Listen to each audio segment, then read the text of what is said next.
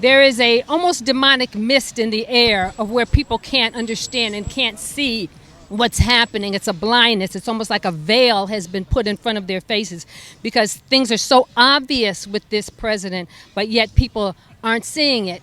And it's to the point where it's almost a spiritual blindness.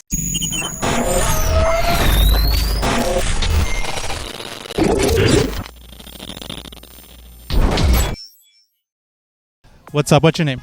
Hi, I'm Blackus Interruptus. Nice. Where are you from? I'm originally from Massachusetts. Okay, cool. So we have a Trump rally starting in a few hours. Tell me what brings you here today. Trump brings me here. Trump brings me here. This is such an important election for the whole country, for black people. I am black, and there is, it's just crucial.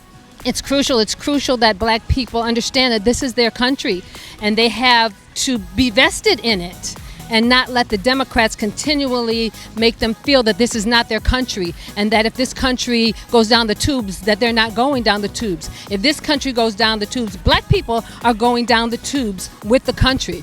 If China takes over this country, China has taken over black people. So I'm just here. I'm here because I'm just glad that America has a president that has a backbone now, you know, and he's not a politician. He stands up. There is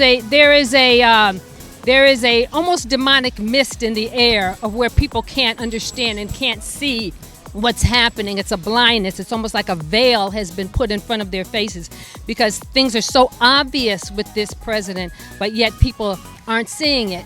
And it's to the point where it's almost a spiritual blindness, not just willful blindness and willful ignorance. It's a spiritual blindness. Right. This is the time. This is the hour. This is the hour for America. This is the hour for minorities. This is the hour for Hispanics. This is the hour for Armenians. This is the hour for Asians. This is the hour for all Americans. A lot of people refer Trump as the first black president, in quotes, because for everything he's done for the black community, for minorities, stuff that even Obama failed to do when he was in office for 8 years. So what is some of your favorite things Trump has done to help the black community succeed? Well, his First Step Act, first of all, that has overturned a lot of what Biden has done. The HBCUs, funding the HBCUs, the opportunity zones.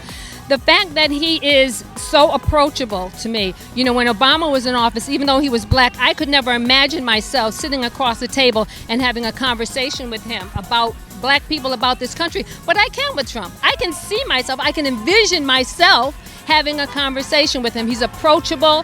He has an ear to hear. So. Right.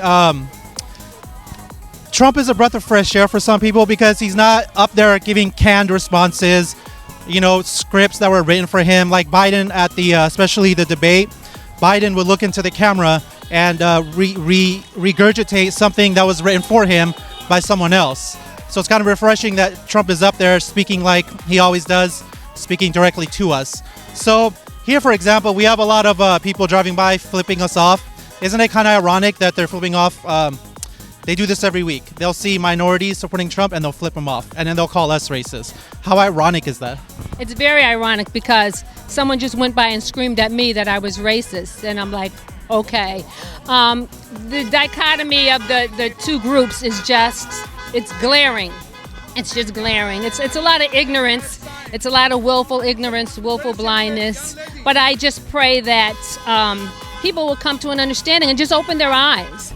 And, you know, those who are Christians would just ask. I know a lot of Christians who are very much against this president, and how that can happen, I don't even understand when he's so pro-Christian.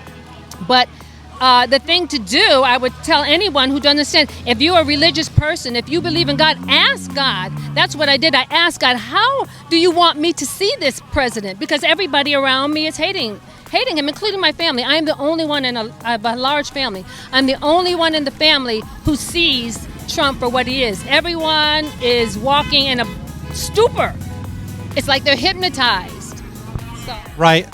Whenever I talk to a Trump supporter that was previously against Trump and completely hated Trump, and now they support Trump, the number one response I get when I ask, why do you support Trump now, is because I did my own research. The media, ABC, CNN, whatever, will tell you something, and a lot of people will just walk away believing that. But if you dig deeper, you find out they're probably leaving out something. They're taking things out of context. For example, Trump hasn't condemned white supremacy. So I can pull out my phone right now, pull up a 10-minute compilation of Trump condemning white supremacy over 15, 20 years. So how have you been, how is your, like you said, your family has responded to you in a certain way. What about your community and your friends? Do they support you? Do they? Well, my friends, they don't believe. They're still basically never Trumpers, but they allow me my space to be me. Where the family is a little harder on you, it's like you're leaving us, you know. So yeah, but it's not hard for me, you know. I'm loving it. I'm like, this is what it means to be a grown-up. You know, you can't always go with the herd. You can't always go with the flock.